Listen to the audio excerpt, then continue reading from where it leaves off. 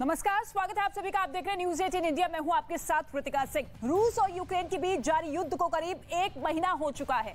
रूसी सैनिकों के यूक्रेन पर लगातार हमले जारी है और यूक्रेन के राष्ट्रपति ज़ेलेंस्की भी हथियार डालने को तैयार नहीं है। वहीं दूसरी ओर यूक्रेन के समर्थन में दुनिया एकजुट हो चुकी है। बेल्जियम की राजधानी ब्रसेल्स में नाटो देशों की आपात बैठक इस वक्त चल रही है और इस बैठक में अमेरिकी राष्ट्रपति जो बाइडेन समेत 30 सदस्यीय देश शामिल है। इस बैठक में यूक्रेन में हालात को लेकर चर्चा हो रही है। ब्रसेल्स में नाटो नेताओं के अलावा जो बाइडेन G7 के नेताओं के साथ भी बैठक करेंगे। इसके अलावा जो बाइडेन यूरोपियन काउंसिल के विशेष सत्र में भी हिस्सा लेंगे। तो आज 3 महत्वपूर्ण बैठक होनी है और सभी की नजरें इसी बात पर टिकी हुई है कि इन बैठकों से क्या कुछ हल इस महायुद्ध को लेकर निकल सकता है। हालांकि तमाम तरह के प्रतिबंध तो रूस पर लगाए गए हैं, लेकिन क्या नाटो की बैठक में, G7 की बैठक में या फिर यूरोपियन यूनियन की बैठक में रूस पर और कड़े प्रतिबंध लगाते हुए एक निर्णय लाने की कोशिश की जाएगी कि किसी भी तरीके से इस महायुद्ध की समाप्ति हो जाए, क्योंकि 1 महीना हो चला है इस महायुद्ध के शुरू हुए और ऐसे में किसी तरह का कोई शांति का रास्ता निकलता हुआ नजर नहीं आ रहा है। हालात बद से बदतर हो रहे हैं और ऐसे में ब्रसेल्स में आप देखिए इस वक्त नाटो देशों की बैठक चल रही है। हालांकि अमेरिकी राष्ट्रपति जो बाइडेन और पश्चिमी देश के तमाम राष्ट्रीय अध्यक्ष ये कह चुके हैं कि खोलकर यूक्रेन का समर्थन हम करते हैं, लेकिन दूसरी ही तरफ रूस जो कि लगातार परमाणु हथियारों के इस्तेमाल का खतरा पैदा कर रहा है अपने बयानों के जरिए, उसके बाद ये बैठक कहीं ना कहीं अब ब्रसेल्स में होती हुई नजर आ रही है। कुछ ही देर में इस बैठक से क्या कुछ निकलता है इस पर हमारी नजर बनी हुई है, लेकिन सबसे बड़ा सवाल यही है कि क्या कूटनीतिक तौर पर कोई हल निकालने की कोशिश की जाएगी, क्योंकि प्रतिबंधों का कोई असर तो पुतिन पर नजर नहीं आ रहा है। तमाम तरह के प्रतिबंधों के बावजूद हमले लगातार तेज हो रहे हैं और ऐसे में यूक्रेन के जो हालात बने हुए हैं उसने हर किसी के लिए चिंता पैदा कर दी है कि किसी भी तरीके से इस महायुद्ध पर विराम लगाया जाए, जो कि 24 फरवरी को शुरू हुआ।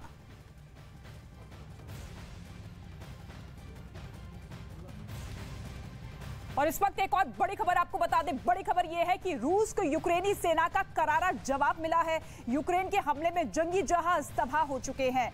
बर्दियस्क में रूस का युद्धपोत उड़ाया गया है। इसके साथ ही 45 बख्तरबंद गाड़ियां भी तबाह कर दी गई हैं।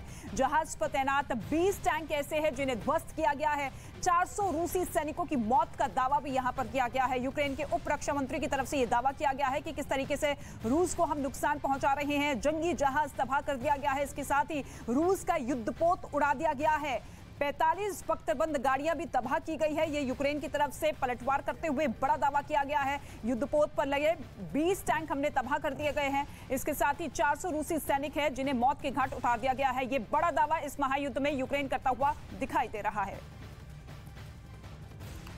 तो यूक्रेनी सेना के रूसी युद्धपोत पर हमले के कई वीडियो भी सामने आ चुके हैं। वहां से सामने आए वीडियो में बर्दियस्क के बंदरगाह पर जबरदस्त धमाका होता हुआ दिखाई दिया। इस धमाके के बाद बंदरगाह की बड़े बड़े तेल टैंकर्स में आग लग गई। वहीं इस हमले के कुछ और वीडियो भी सामने आए हैं जिसमें जोरदार धमाका होता हुआ दिखाई दिया और धमाके के साथ आसमान में आग का एक बड़ा गुब्बार फैल गया।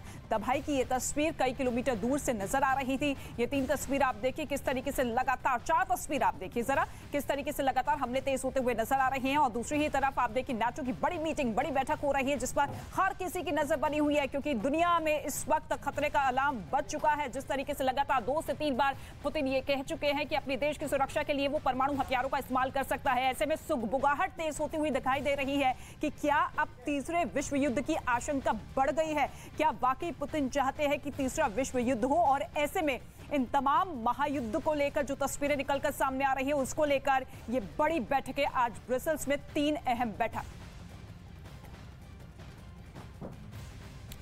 तो यूक्रेन के साथ युद्ध के बीच रूस के रक्षा मंत्रालय ने एक वीडियो जारी किया है। इस वीडियो के जरिए रूस ने यूक्रेन को बड़ा नुकसान पहुंचाने का दावा किया है। ड्रोन कैमरे से बनाए गए इस वीडियो में एक टारगेट पर बड़ा धमाका होता दिखा। दावा यह किया गया है कि यह धमाका यूक्रेन के एंटी एयरक्राफ्ट मिसाइल सिस्टम पर हुआ है, जिसे रूस ने बड़ी प्लानिंग के साथ टारगेट करके उड़ाया। हालांकि यूक्रेन के एंटी एयरक्राफ्ट मिसाइल सिस्टम को कहां उड़ाया गया इसका खुलासा रूस ने नहीं किया है, लेकिन यह बड़ा दावा किया गया है कि रूस की बमबारी ताबड़तोड़ लगातार जारी है और यह वीडियो भी रूस की तरफ से जारी किया गया है और कहा गया है कि एंटी एयरक्राफ्ट मिसाइल सिस्टम के जरिए इस जगह पर तबाही मचाई गई है। बम लगातार बरसते हुए रूस की सेना की तरफ से और ऐसे में पलटवार भी यूक्रेन कर रहा है, लेकिन दोनों ही देश जो है अपनी अपनी जिद पर अड़े हुए हैं। ना ज़ेलेंस्की झुक रहे हैं, ना पुतिन मानने को तैयार है, और इन सब चीजों के बीच में वहां पर नुकसान केवल और केवल आम लोगों का हो रहा है। आम लोगों की जान जा रही है। और ऐसे में आज 3 महत्वपूर्ण बैठक हो रही है ब्रसेल्स में। नाटो की बैठक इस वक्त हो रही है, G7 की बैठक होनी है, यूरोपियन यूनियन की भी बैठक होनी है। कई देशों के राष्ट्राध्यक्ष इस वक्त पहुंच चुके हैं। हालांकि नाटो ये साफ कर चुका है कि देखिए, हथियारों की हम सप्लाई कर रहे हैं, लेकिन युद्ध स्तर पर हम अपनी सेना नहीं भिजवाएंगे। तो ऐसे में क्या फिर कूटनीतिक तौर पर एक हल निकालने की कोशिश की जाएगी? क्योंकि फोन पर बातचीत पुतिन और जो बाइडेन की हो चुकी है, बोरिस जॉनसन की हो चुकी है, फ्रांस के राष्ट्रपति मैक्रोन की हो चुकी है, लेकिन बातचीत में केवल और केवल ये कहा गया है कि यूक्रेन को झुकना होगा। लेकिन यूक्रेन जब लगातार पलटवार करता हुआ दिखाई दे रहा है, उसने साफ कर दिया है कि हम किसी भी तरीके से इस युद्ध में इसी तरीके से बने रहेंगे, बशर्त पुतिन पहले ये कहे कि जो हमले उसकी तरफ से जारी है पहले वो रोके और उसके बाद अगला कदम हमारी तरफ से होगा। लेकिन तस्वीरें ये साफ बयां कर रही है कि किस तरीके का मंजर पिछले 29 दिनों से बना हुआ है। आप देखिए, 1 महीना हो चुका है और ऐसे में हर किसी के जहन में यही सवाल है कि 1 महीने बाद अब क्या कुछ हालात इस महायुद्ध को लेकर है? क्या और ज्यादा तबाही होगी? क्या और लोगों की जान जाएगी?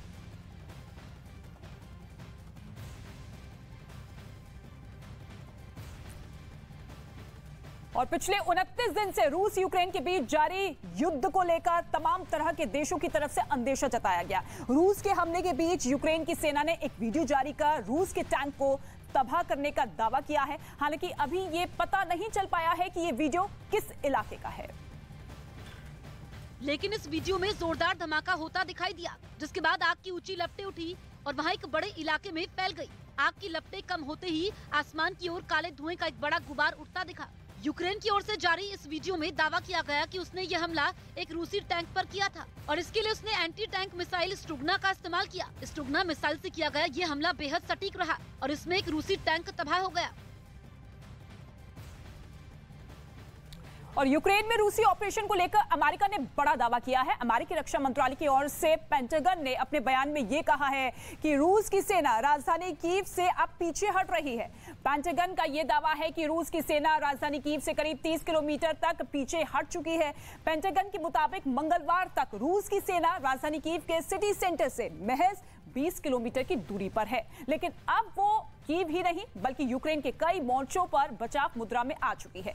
पेंटागन ने यह भी दावा किया है कि राजधानी कीव के उत्तर पश्चिम इलाके में रूसी सेना की मुश्किलें लगातार बढ़ रही है और ऐसे में अब जब राजधानी कीव पर कब्जा किया जा चुका है तो फिर ऐसे में अगला कदम क्या कुछ होगा, क्यों मुश्किलात का सामना यहां पर पुतिन की सेना करती हुई नजर आ रही है।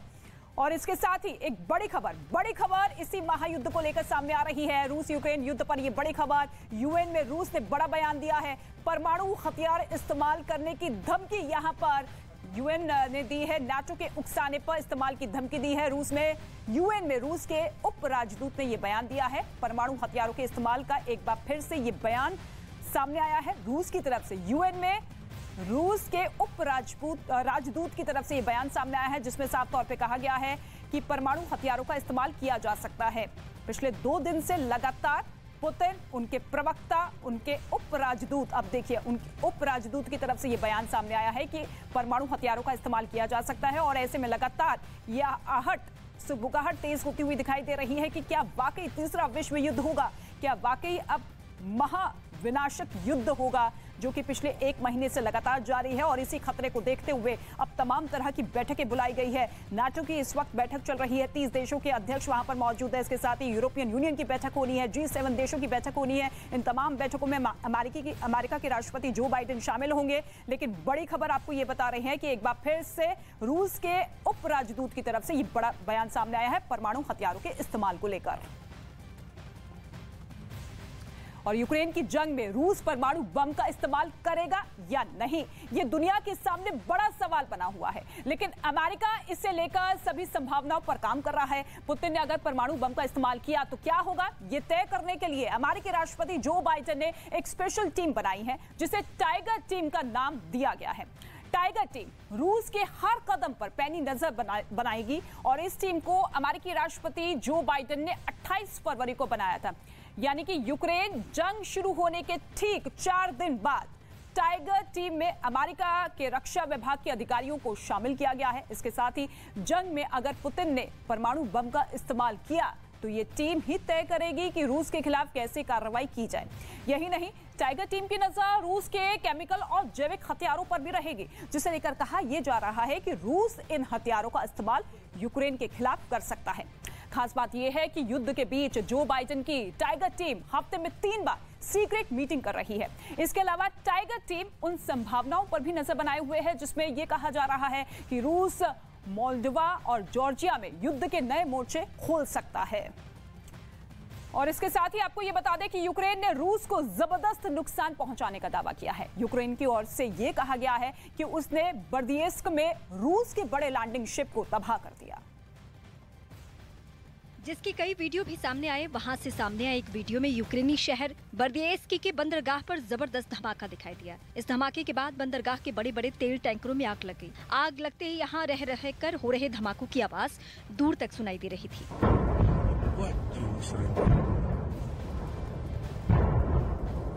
वहीं इस हमले के बाद एक दूसरे वीडियो में भी जोरदार धमाका दिखा और धमाके के साथ आसमान में आग का एक बड़ा गुबार फैल गया। तबाही की ये तस्वीरें कई किलोमीटर दूर से ही नजर आ रही थीं। और हमले के तुरंत बाद एक रूसी जहाज बंदरगाह से वापस समंदर की ओर भागता दिखा। हालांकि अब तक ये साफ नहीं हो पाया कि बर्दियस्की के बंदरगाह पर हमला किसकी ओर से किया गया। वहीं रूस की तरफ से भी बंदरगाह पर हुए हमले को लेकर कोई बयान सामने नहीं आया। और बर्दियस्क का शहर और यहां का बंदरगाह बीते 27 फरवरी से ही रूस के कब्जे में लगा हुआ है, लेकिन जिस वक्त यहां के पोच पर मिसाइलें गिरी उस वक्त पोच पर खड़े रूस के जंगी जहाजों पर हड़कंप मच गया। और इनमें कई मासूम बच्चे भी शामिल थे। यूक्रेन से निकले ये रिफ्यूजी अपने वतन का झंडा भी लिए नजर आए। इनके साथ छोटे छोटे मासूम बच्चे और पालतू कुत्ते भी थे। इतना ही नहीं, नाव के जरिए सफर कर रहे ये लोग कुछ जरूरी सामान भी अपने साथ लिए हुए थे।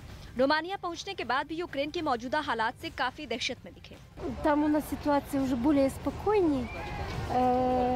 Очень плохо Мелитополь.